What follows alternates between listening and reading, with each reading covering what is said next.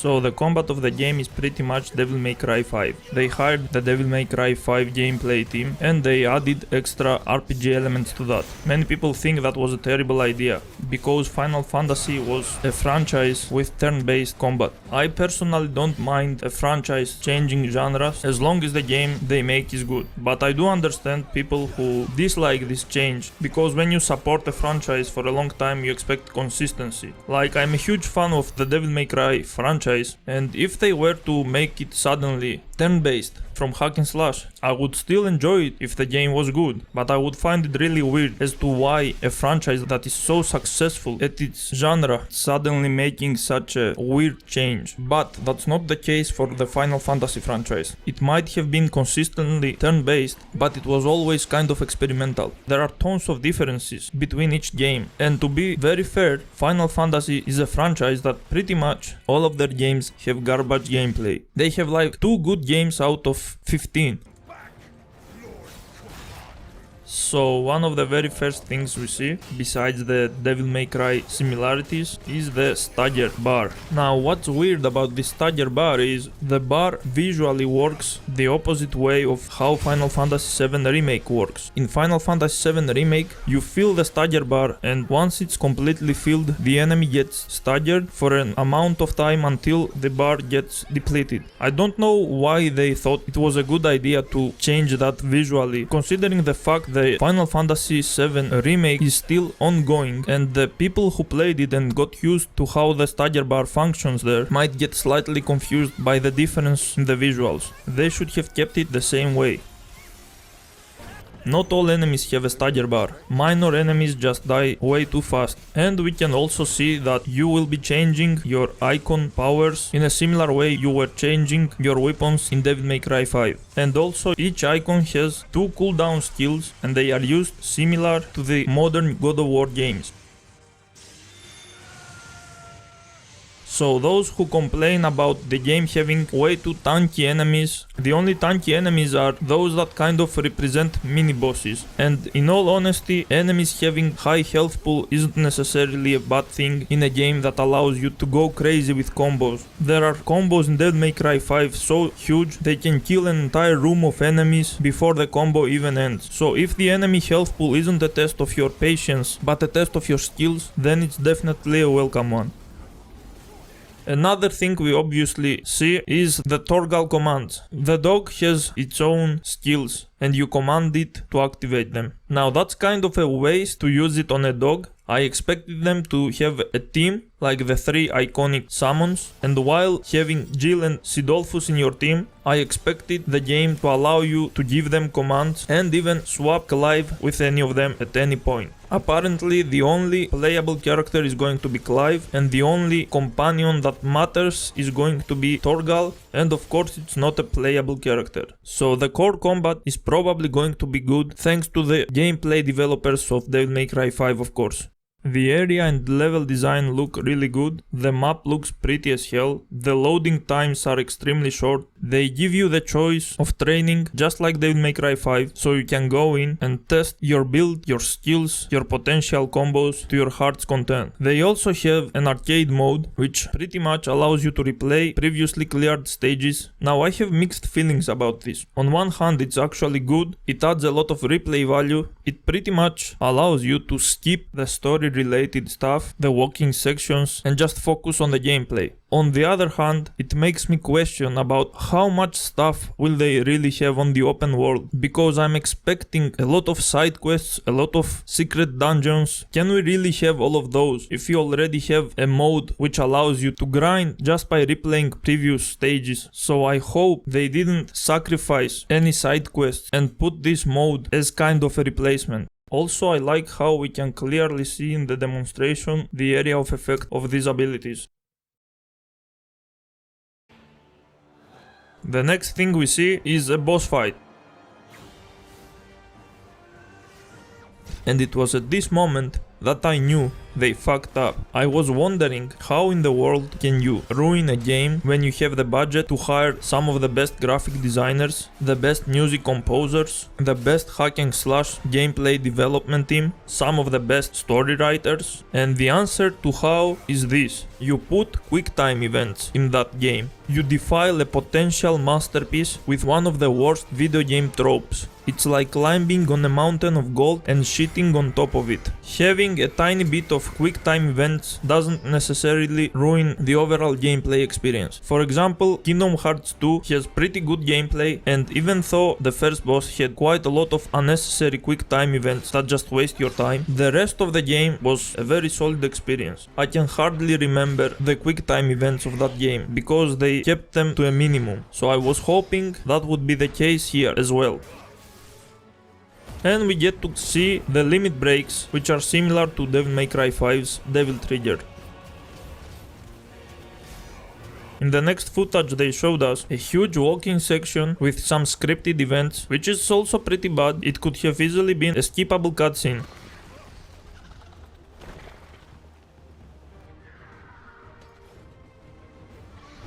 So here we are about to enter a boss fight, and of course, quick time events.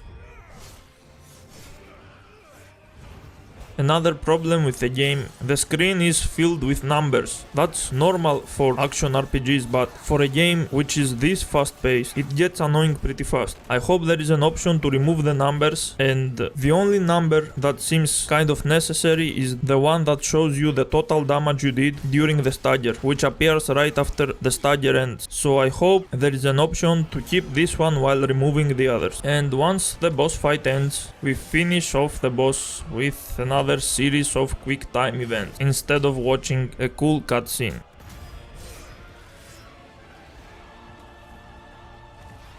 And we even get a button mashing one.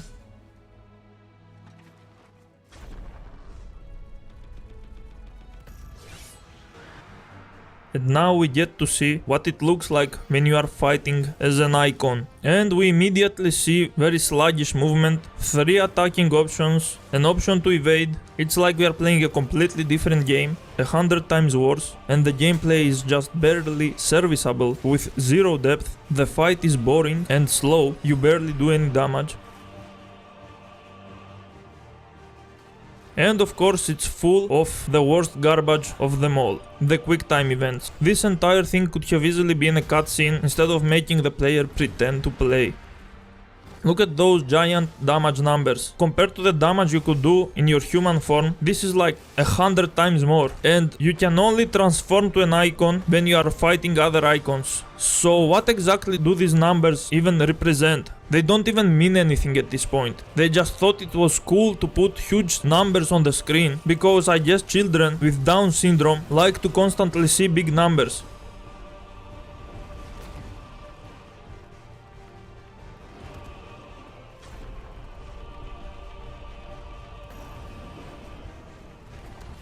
Quick time event after quick time event, they just never stop. The entire fight is completely meaningless.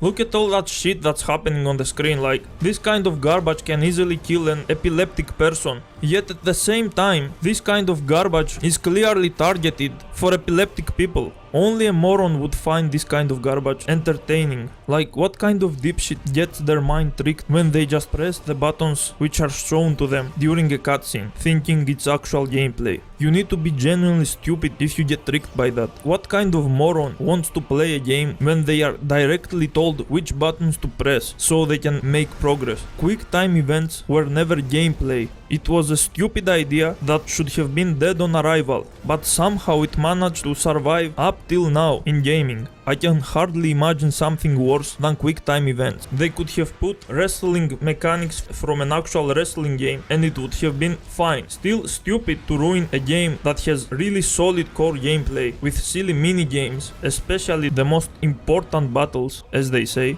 but it could have been something. Putting quick time events is just stupidity. It's more than incompetence. It's like they are so out of touch, they have no clue what the hell they are doing. Like, if they genuinely enjoyed that when they were playtesting, then I can only assume they are just genuinely dumb people. Now look at their garbage response about the QTE's problem. Again, we know that the opinion on QTEs varies greatly amongst players. No, it doesn't. Only titanic morons like QTEs. There isn't a single smart person in the entire world that likes QTEs. You need to be genuinely stupid to be entertained by that garbage. You might as well have fun playing with toys for newborns. Just as is the case with a lot of players, neither the director Takai-san or myself really enjoy those QTEs that are overly long or really complex. Yeah, obviously you don't enjoy pressing the exact buttons the screen shows you for a long time like a moron. But why exactly would you enjoy it if it was for a short time?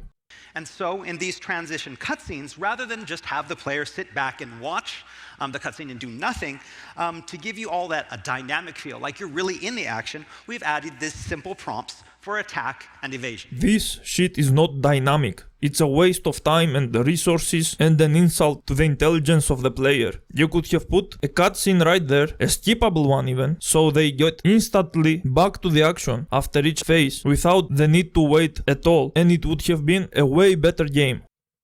We want to assure you with is that while missing a QTE will change the outcome of a cutscene transition, it will never result in a game over.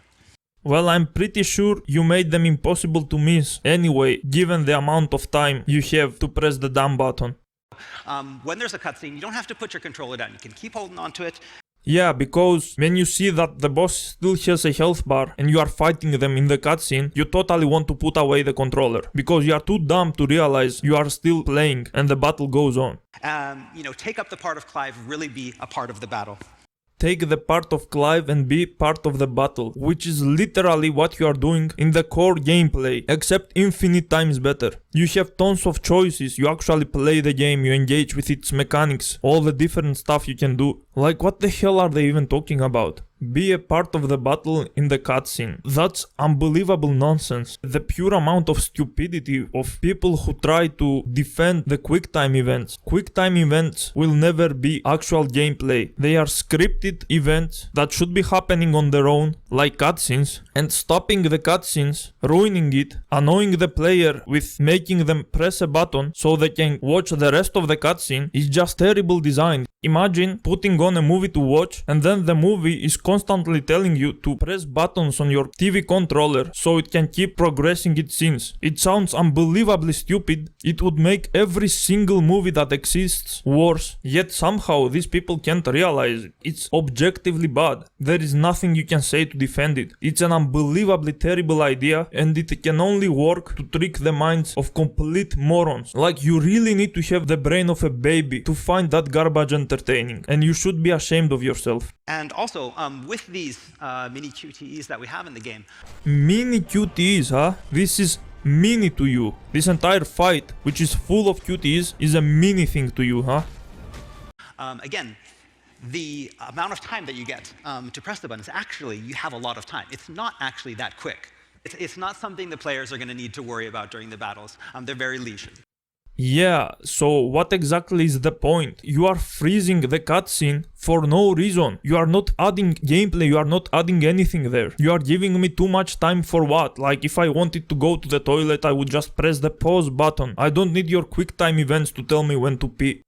It really feels like they are trying to do some damage control here. Then again, considering how stupid the current Final Fantasy fandom is, I mean, they got away with way worse. I'm pretty sure at this point Square Enix can shit directly into the mouth of the average fan, and the fans will swallow it, thank them, and even pay them. But just like you, again, we on the dev team, we all love turn-based games. Yeah, then why aren't you making a great one with this budget? Like, imagine an Octopath Traveler game with the budget of Final Fantasy 16. And we grew up on turn-based games. You grew up with turn-based games, but apparently you also grew out of them. And again, but we also really love action games, maybe even a little bit more now that we're older. And we wanted to take this opportunity to make the next Final Fantasy into something that was going to challenge ourselves. And we wanted to challenge ourselves with making a full action-based Final Fantasy game. Hiring an extremely successful gameplay developing team is not a challenge, it's an investment. But Final Fantasy 16 isn't just for those players who excel at action games. We want everyone to play it. It's for everyone, even you. There is no such thing as a game for everyone. There are people who just hate a genre, and there are also people who hate video games. You don't ever make a game for everyone. You try to make the best for its genre. You're pretty good. Thank you. You are pretty good, he says to someone who is level 45 fighting a level 28 enemy. Each enemy has of these larger enemies have what's called a will gauge. When you get their will down to 0, they will be staggered and fall like this, and for free-for-all on the down enemy.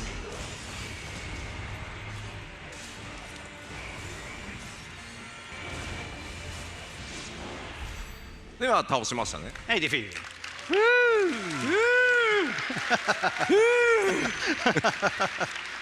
How much practice? How much practice? 4 times. 4 times? Seriously? So that was the normal mode. Now they are going to show us how to make the game very easy.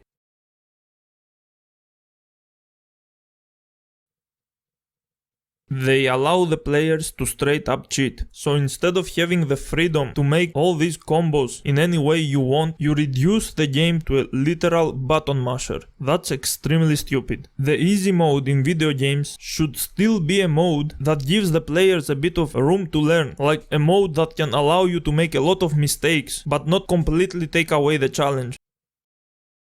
Again, in addition to these 2 that we've shown you already, there are many more of the timely accessories. There's even one, for example, if slowing down time is still too much for some players, we have an accessory that will completely automate evasion, so you don't even have to press anything and you'll dodge out of the way automatically. So it's all about finding what's difficult for you, what's easy for you, and finding a combination that works. Great stuff. Perfect for people with Down syndrome. This kind of garbage is straight up for retards, so basically it's for game journalists, and you should never make any game or any mode for game journalists, because these people actually hate video games and they only play them because the alternative would be for them to actually work for a living.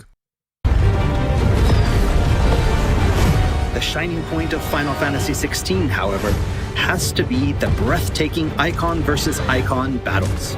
Really? The shining point of Final Fantasy XVI is not the core gameplay, which is based off the best hack and slash, but instead it's the icon versus icon minigame garbage, filled with QTEs. You've got to be kidding me. There is no way they are actually that delusional. Like, they have shoved their heads really deep into their own asses. They genuinely believe this garbage idea of theirs is actually that good. This shallow, glorified shoot 'em up with an insane budget. Even the Gummy Ship minigame of Kingdom Hearts 1 is better than this. At least there you had tons of options with RPG elements and they didn't try to glorify it.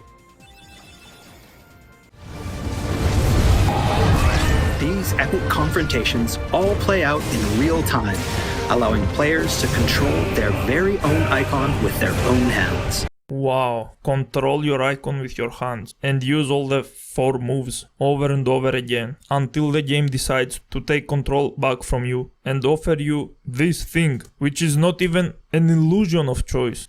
You are in control, they say about the icon battles. You are not in control of shit. You barely have a moveset and the game literally is telling you what to press and when. You don't even play the game is playing you. Don't fucking tell me you are in control, putting the word you in capitals. These battles differ depending on the icon encountered, and every showdown is unique, right down to gameplay.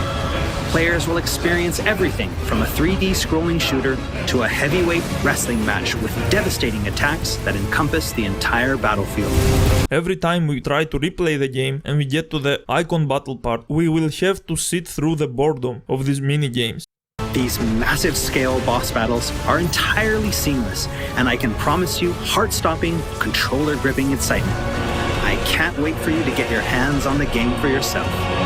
So you are telling me you played this game, this entire game, and out of everything, your favorite parts were these shallow mini-game wannabe boss fights instead of the actual super complex combo-heavy core combat, and it was so good it was heart-stopping. This is disingenuous marketing. They are lying straight to your face, and it's funny because they are so stupid they could promote the game for the good reasons. Instead, they are trying to promote the bad parts of the game and manipulate you into thinking they are good. It's like they are talking to toddlers when toddlers aren't even allowed to play their game. It's insanity.